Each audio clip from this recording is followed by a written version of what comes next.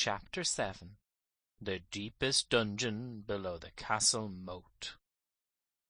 The Queen threw 3 of the red and gold embroidered cushions off the throne on to the marble steps that led up to it.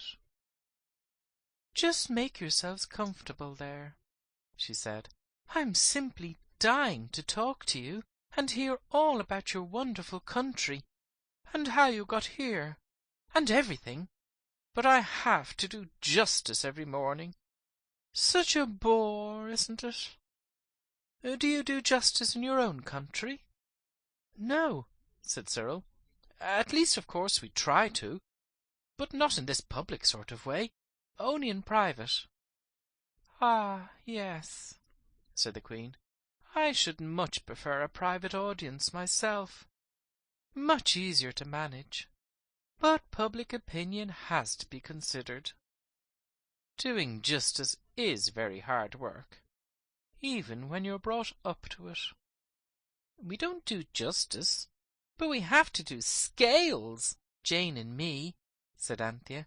20 minutes a day! It's simply horrid." "What are scales?" asked the Queen. "And what is Jane?" "Jane is my little sister. One of the guard at the gate's wife is taking care of her. And scales are music." "I never heard of the instrument," said the Queen. "Do you sing?"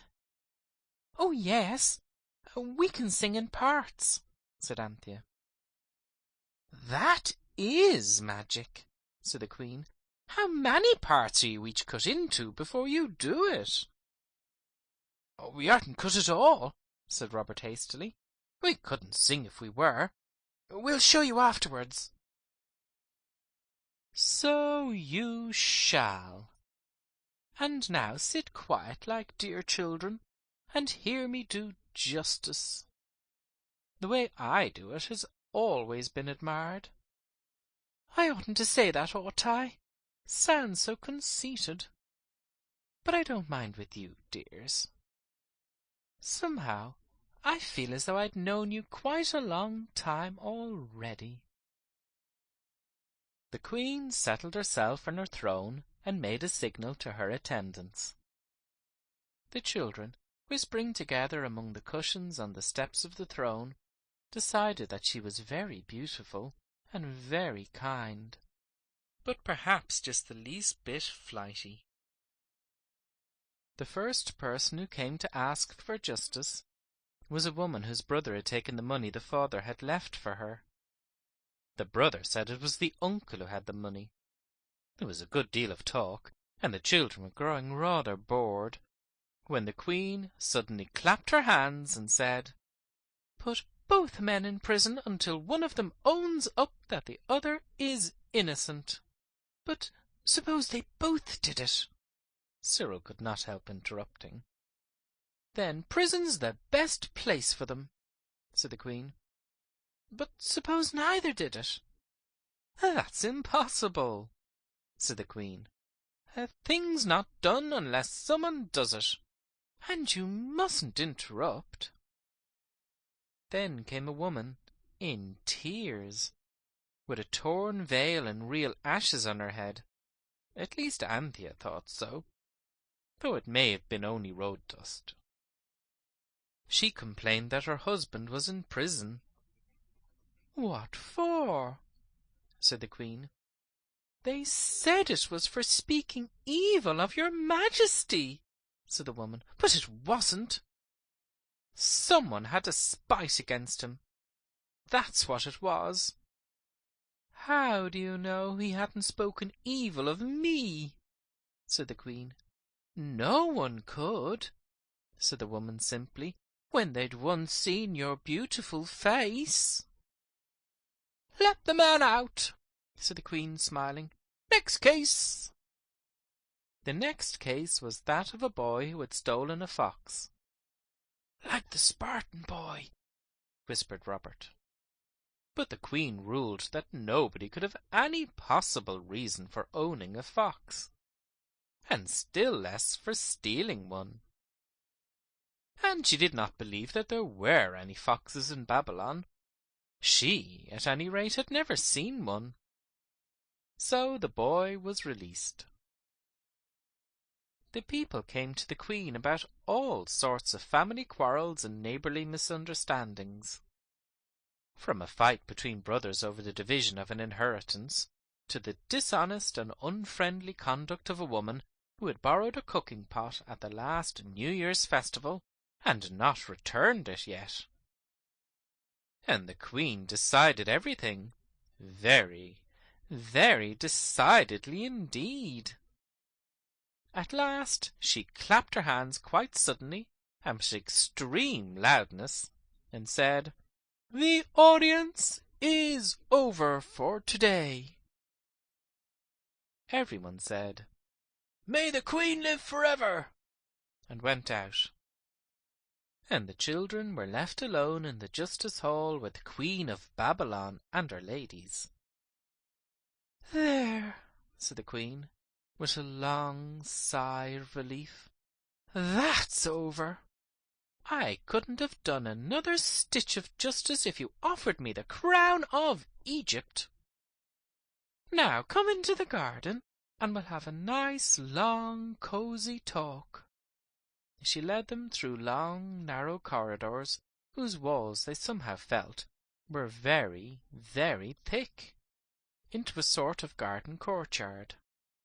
There were thick shrubs closely planted, and roses were trained over trellises and made a pleasant shade. Needed indeed, for already the sun was as hot as it is in England in August at the seaside. Slaves spread cushions on a low marble terrace, and a big man with a smooth face served cool drink in cups of gold studded with beryls. He drank a little from the Queen's cup before handing it to her. "That's a rather nasty trick," whispered Robert, who had been carefully taught never to drink out of one of the nice, shiny metal cups that are chained to the London drinking fountains, without first rinsing it out thoroughly. The Queen overheard him. "Not at all," she said. "Ritty Murdoch is a very clean man, and one has to have someone as taster, you know, because of poison." The word made the children feel rather creepy, but Ritty Murdoch had tasted all the cups, so they felt pretty safe. The drink was delicious, very cold, and tasting like lemonade and partly like penny ices. "Leave us," said the Queen, and all the court ladies in their beautiful, many-folded, many-coloured, fringed dresses filed out slowly, and the children were left alone with the Queen. "Now," she said, "tell me all about yourselves." They looked at each other. "You, Bobs," said Cyril. "No, Anthea," said Robert. "No, you, Cyril," said Anthea. "Don't you remember how pleased the Queen of India was when you told her all about us?" Cyril muttered that it was all very well, and so it was. For when he had told the tale of the phoenix and the carpet of the Ranee, it had been only the truth, and all the truth that he had to tell. But now it was not so easy to tell a convincing story without mentioning the amulet, which, of course, it wouldn't have done to mention, and without owning that they were really living in London about 2,500 years later than the time they were talking in. Cyril took refuge in the tale of the Psammead and its wonderful power of making wishes come true. The children had never been able to tell anyone before, and Cyril was surprised to find that the spell which kept them silent in London did not work here. "Something to do with our being in the past, I suppose," he said to himself. "This is most interesting," said the Queen. "We must have this Psammead for the banquet tonight. Its performance will be one of the most popular turns in the whole programme. Where is it?" Auntie explained that they did not know, also why it was that they did not know. "Oh, that's quite simple," said the Queen, and everyone breathed a sigh of relief as she said it. "Ritty Murdoch shall run down to the gates and find out which guard your sister went home with." "Mighty," Auntie's voice was tremulous, "mighty, would it interfere with his meal times or anything like that, if he went now?" "Of course he shall go now. He may think himself lucky if he gets his meals at any time," said the Queen heartily, and clapped her hands. "May I send a letter?" asked Cyril, pulling out a red-backed penny account book and feeling in his pockets for a stump of pencil that he knew was in one of them. "By all means. I'll call my scribe." "Oh, I can scribe right enough, thanks," said Cyril, finding the pencil and licking its point. He even had to bite the wood a little, for it was very blunt. "Oh, you clever, clever boy," said the Queen. "Do let me watch you do it." Cyril wrote on a leaf of the book. It was of rough, woolly paper, with hairs that stuck out and would have got in his pen if he'd been using one, and ruled for accounts. "Hide it most carefully before you come here," he wrote, "and don't mention it, and destroy this letter. Everything is going A1. The Queen is a fair treat. There's nothing to be afraid of."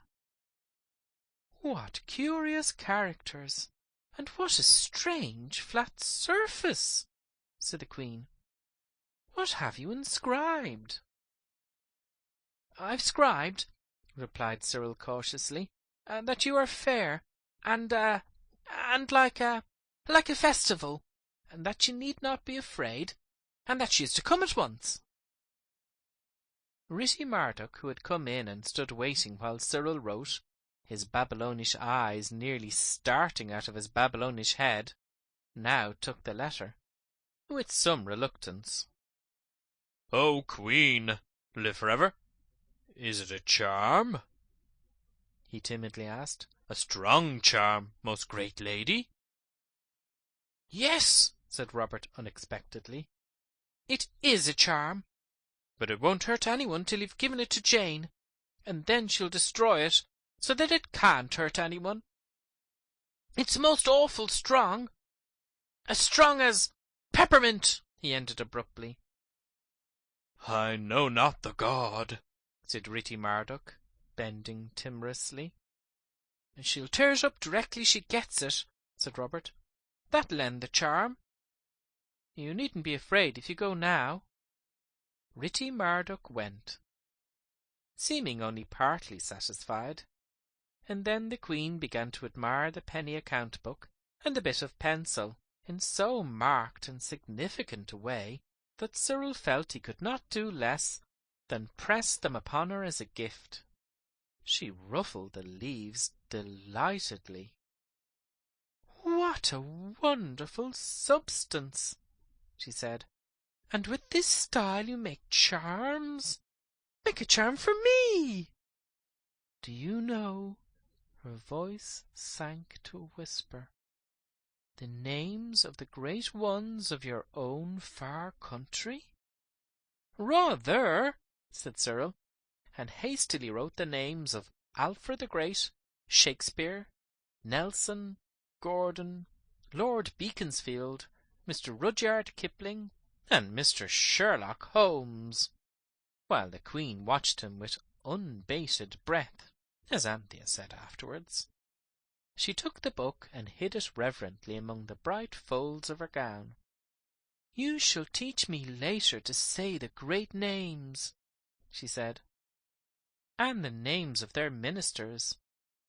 Perhaps the great Nisroch is one of them." "I don't think so," said Cyril.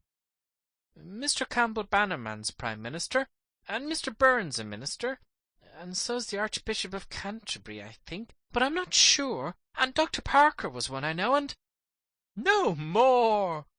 said the Queen, putting her hands to her ears.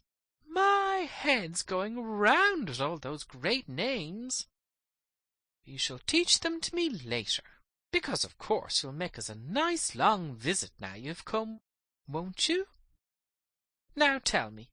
But no, I'm quite tired out with you being so clever. Besides, I'm sure you'd like me to tell you something, wouldn't you?" "Yes," said Anthea. "I want to know how it is that the king has gone." "Excuse me, but you should say, 'The king may live forever,'" said the Queen gently. "I beg your pardon," Anthea hastened to say. "The king may live forever has gone to fetch home his 14th wife. I don't think even Bluebeard had as many as that. And besides, he hasn't killed you at any rate." The Queen looked bewildered. "She means," explained Robert, "that English kings have only one wife. At least, Henry VIII had 7 or 8, but not all at once." "In our country," said the Queen scornfully, "a king would not reign a day who had only one wife. No one would respect him, and quite right too." "Then are all the other 13 alive?" asked Anthea. "Of course they are. Poor mean-spirited things. I don't associate with them, of course. I am the Queen. They're only the wives." "I see," said Anthea, gasping.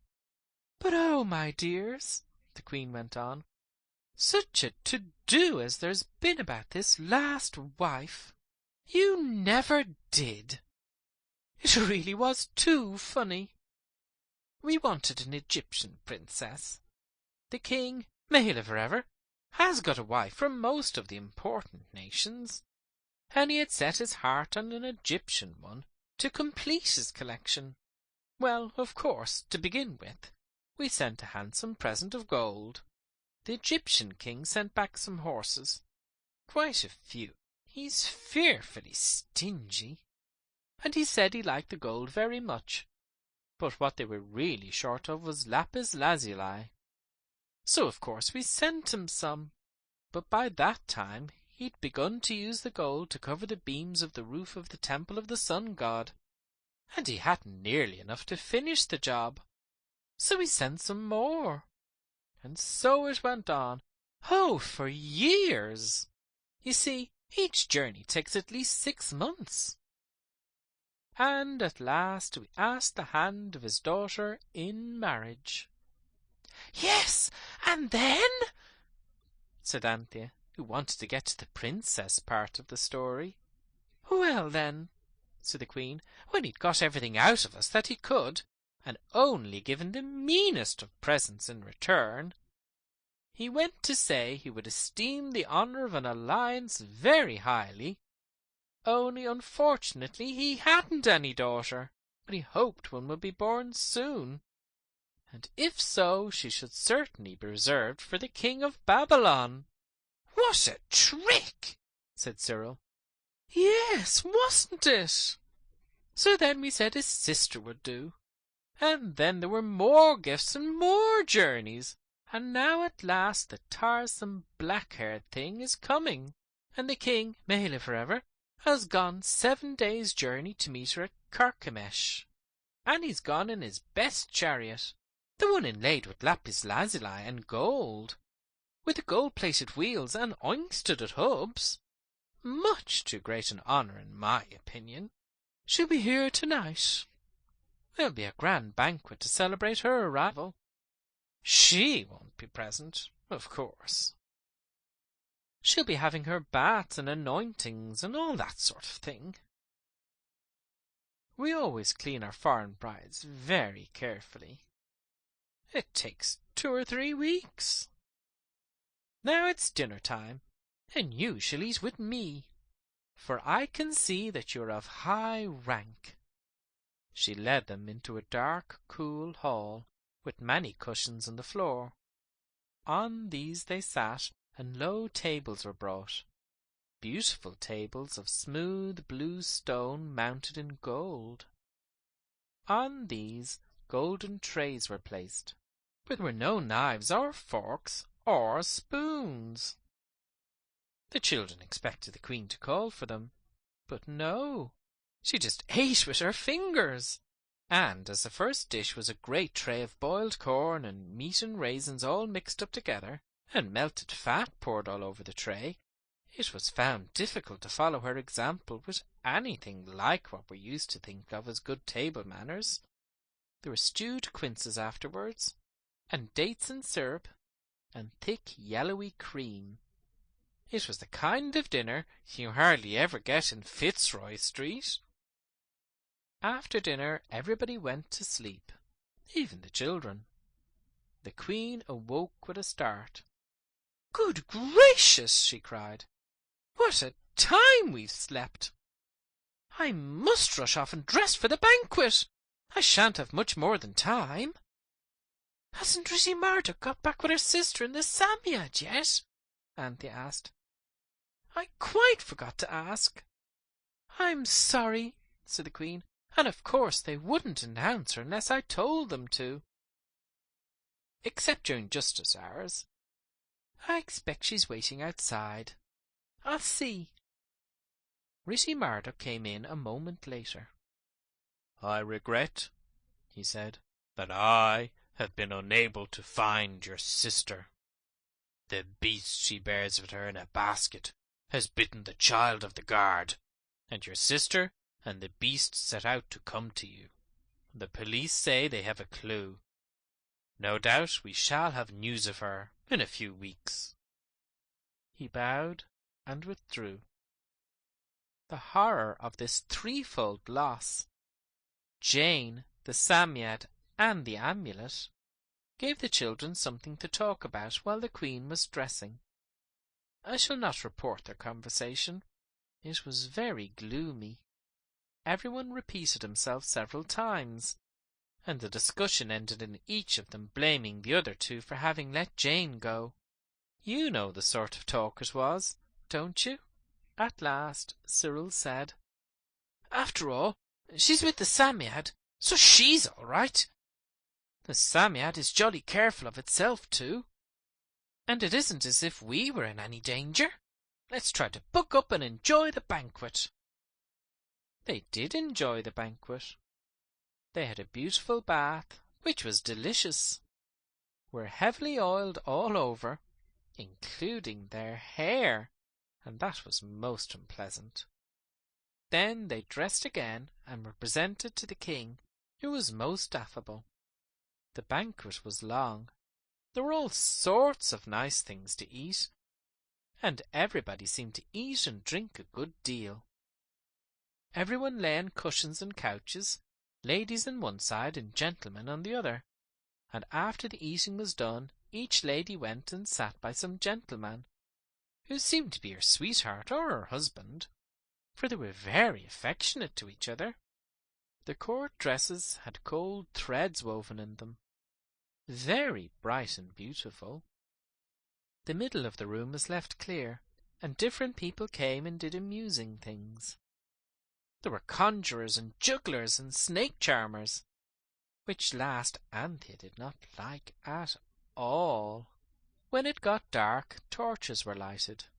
Cedar splinters dipped in oil blazed in copper dishes set high on poles. Then there was a dancer, who hardly danced at all, only just struck attitudes. She had hardly any clothes, and was not at all pretty. The children were rather bored by her, but everyone else was delighted, including the King. "By the beard of Nimrod," he cried, "ask what you like, girl, and you shall have it." "I want nothing," said the dancer. "The honour of having pleased the King, may he live forever, is reward enough for me." And the King was so pleased with this modest and sensible reply that he gave her the gold collar off his own neck. "I say," said Cyril, awed by the magnificence of the gift. "It's all right," whispered the Queen. "It's not his best collar by any means. We always keep a stock of cheap jewellery for these occasions. And now you promised to sing us something. Would you like my minstrels to accompany you?" "No, thank you," said Anthea quickly. The minstrels had been playing off and on all the time, and their music reminded Anthea of the band she and the others had once had on the 5th of November, with penny horns, a tin whistle, a tea tray, the tongs, a policeman's rattle, and a toy drum. They had enjoyed this band very much at the time, but it was quite different when someone else was making the same kind of music. Anthea understood now that father had not been really heartless and unreasonable when he had told them to stop that infuriating din. "What shall we sing?" Cyril was asking. "Sweet and Low," suggested Anthea. "Too soft. I vote for Who Will O'er the Downs. Now then, 1, 2, 3. Oh, who will o'er the downs so free? Who will with me ride? Oh, who will up and follow me to win a blooming bride?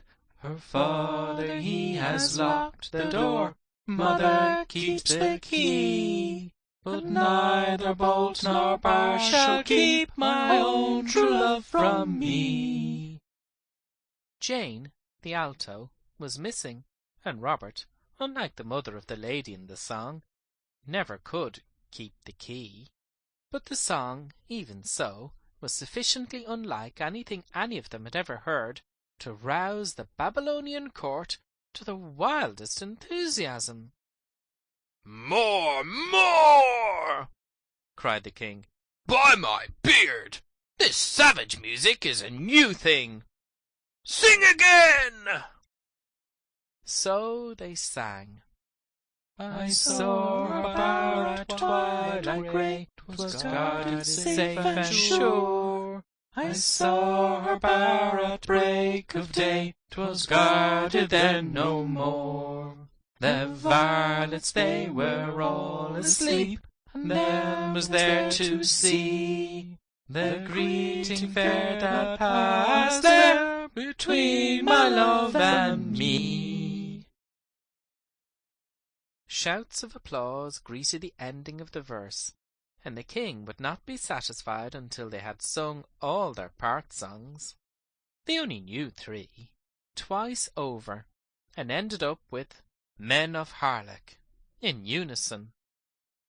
Then the king stood up in his royal robes with his high, narrow crown on his head, and shouted, "By the beak of Nisroch! Ask what you will, strangers from the land where the sun never sets!" "We ought to say it's enough honour, like the dancer did," whispered Anthea. "No, let's ask for it," said Robert. No, I'm sure the others' manners," said Anthea. But Robert, who was excited by the music and the flaring torches and the applause and the opportunity, spoke up before the others could stop him. "Give us the half of the amulet that has on it the name Hikau Setche," he said, adding as an afterthought, "O King, live forever." As he spoke the great name, those in the pillared hall fell on their faces and lay still, all but the queen, who crouched amid her cushions with her head in her hands, and the king, who stood upright, perfectly still, like the statue of a king in stone. It was only for a moment, though. Then his great voice thundered out, "Guard! Seize them!" Instantly, from nowhere it seemed, sprang 8 soldiers in bright armour inlaid with gold, and tunics of red and white. Very splendid they were, and very alarming. "Impious and sacrilegious wretches!" shouted the king. "To their dungeons with them! We will find a way tomorrow to make them speak, for without doubt they can tell us where to find the lost half of it." A wall of scarlet and white and steel and gold closed up around the children and hurried them away among the many pillars of the great hall. As they went, they heard the voices of the courtiers loud in horror. "You've done it this time," said Cyril with extreme bitterness. "Oh, it will come right. It must. It always does," said Anthea desperately. They could not see where they were going, because the guards surrounded them so closely, but the ground under their feet, smooth marble at first, grew rougher like stone. Then it was loose earth and sand, and they felt the night air. Then it was more stone, and steps down. "It's my belief we really are going to the deepest dungeon below the castle moat this time," said Cyril. And they were. At least it was not below a moat, but below the river Euphrates, which was just as bad, if not worse. In a most unpleasant place it was. Dark, very, very damp, and with an odd, musty smell, rather like the shells of oysters. There was a torch, that is to say, a copper basket on a high stick with oiled wood burning in it.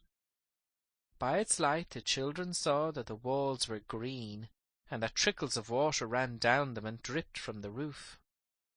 There were things on the floor that looked like newts, and in the dark corners creepy, shiny things moved sluggishly, uneasily, horribly. Robert's heart sank right into those really reliable boots of his.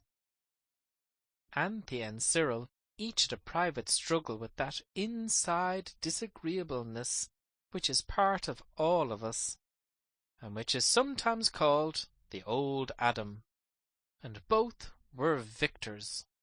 Neither of them said to Robert, and both tried hard not to even think it, "This is your doing." And they had the additional temptation to add, "I told you so," and she resisted it successfully. "Sacrilege and impious cheek," said the captain of the guard to the jailer. "To be kept during the king's pleasure. I expect he means to get some pleasure out of them tomorrow. He'll tickle them up." "Poor little kids," said the jailer. "Oh, yes," said the captain. "I've got kids of my own, too. But it doesn't do to let domestic sentiment interfere with one's public duties. Good night." The soldiers tramped heavily off in their white and red and steel and gold. The jailer, with a bunch of big keys in his hand, stood looking pityingly at the children. He shook his head twice and went out. "Courage," said Anthea. "I know it will be all right. It's only a dream, really, you know. It must be. I don't believe about time being only a something or other of thought. It is a dream, and we're bound to wake up all right and safe." "Humph," said Cyril bitterly, and Robert suddenly said, "It's all my doing. If it really is all up, do please not keep it down on me about it and tell father." "Oh, I forgot."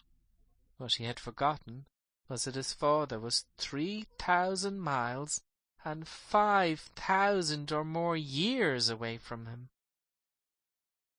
"All right, Bobs, old man," said Cyril, and Anthea got hold of Robert's hand and squeezed it. Then the jailer came back with a platter of hard, flat cakes made of coarse grain, very different from the cream and juicy date feasts of the palace. Also a pitcher of water. "There," he said. "Oh, thank you so very much. You are kind," said Anthea feverishly. "Go to sleep," said the jailer, pointing to a heap of straw in the corner. Tomorrow comes soon enough. "Oh, dear Mr. Jailer," said Anthea, "whatever will they do to us tomorrow?" "They'll try to make you tell things," said the jailer grimly. "And my advice is, if you've nothing to tell, make up something. Then perhaps they'll sell you to the northern nations. Regular savages they are. Good night." "Good night," said 3 trembling voices, which their owners strove in vain to render firm. Then he went out, and the 3 were left alone in the damp, dim vault. "I know the light won't last long," said Cyril, looking at the flickering brazier. "Is it any good, do you think, calling on the name when we haven't got the charm?" suggested Anthea. "I shouldn't think so, but we might try." So they tried, but the blank silence of the damp dungeon remained unchanged. "What was the name the Queen said?" asked Cyril suddenly. "Nesbit, Nesbit, something. You know, the slave of the great names." "Oh, wait a sec," said Robert, "though I don't know why you want it. Nuzrock. Nizrock. Nizrock. That's it." Then Anthea pulled herself together. All her muscles tightened, and the muscles of her mind and soul, if you can call them that, tightened too. "Hika Setcha!" she cried in a fervent voice. "O Nizrock, servant of the Great Ones, come and help us!" There was a waiting silence. Then a cold blue light awoke in the corner where the straw was, and in the light they saw coming towards them a strange and terrible figure. I won't try to describe it, because the drawing shows it exactly as it was, and exactly as the old Babylonians carved it on their stones, so that you can see it in our own British Museum at this day. I will just say that it had eagle's wings and an eagle's head and the body of a man. It came towards them, strong and unspeakably horrible. "Oh, go away!" cried Anthea, but Cyril cried, "No, stay!" The creature hesitated, then bowed low before them on the damp floor of the dungeon. "Speak," it said, in a harsh, grating voice like large, rusty keys being turned in locks. "The servant of the Great Ones is your servant. What is your need that you call on the name of Nizrock?" "We want to go home," said Robert. "No, no!" cried Anthea. "We want to be where Jane is." Nizrock raised his great arm and pointed at the wall of the dungeon, and, as he pointed, the wall disappeared, and instead of the damp, green, rocky surface, there shone and glowed a room with rich hangings of red silk embroidered with golden water-lilies, with cushioned couches and great mirrors of polished steel, and in it was the Queen, and before her, on a red pillow, sat the Psammead, its fur hunched up in an irritated, discontented way. On a blue-covered couch lay Jane, fast asleep. "Walk forward without fear," said Nizrock. "Is there aught else that the servant of the Great Name can do for those who speak that name?" "No, oh no," said Cyril. "It's all right now. Thanks ever so." "You are a dear," cried Anthea, not in the least knowing what she was saying. "Oh, thank you, thank you." But do go now." She caught the hand of the creature, and it was cold and hard in hers, like a hand of stone. "Go forward," said Nisroch. And they went. "Oh, my good gracious," said the Queen as they stood before her. "How did you get here? I knew you were magic. I meant to let you out first thing in the morning, if I could slip away. But thanks be to Dagon, you've managed it for yourselves. You must get away. I'll wake my chief lady, and she can call Ritty Marduk, and he'll let you out the back way, and—" "Don't rouse anybody, for goodness sake," said Anthea, "except Jane, and I'll rouse her." She shook Jane with energy, and Jane slowly awoke. "Ritty Marduk brought them in hours ago, really," said the Queen, "but I wanted to have the Psammead all to myself for a bit. You'll excuse the little natural deception. It's part of the Babylonish character, don't you know? But I don't want anything to happen to you. Do let me rouse someone." "No, no, no," said Anthea with desperate earnestness. She thought she knew enough of what the Babylonians were like when they were roused. "We can go by our own magic. And you will tell the king it wasn't the jailer's fault. It was Nisroch." "Nisroch!" echoed the Queen. "You are indeed magicians." Jane sat up, blinking stupidly. "Hold it up and say the word," cried Cyril, catching up the Psammead, which mechanically bit him, but only very slightly. "Which is the east?" asked Jane. "Behind me," said the Queen. "Why?"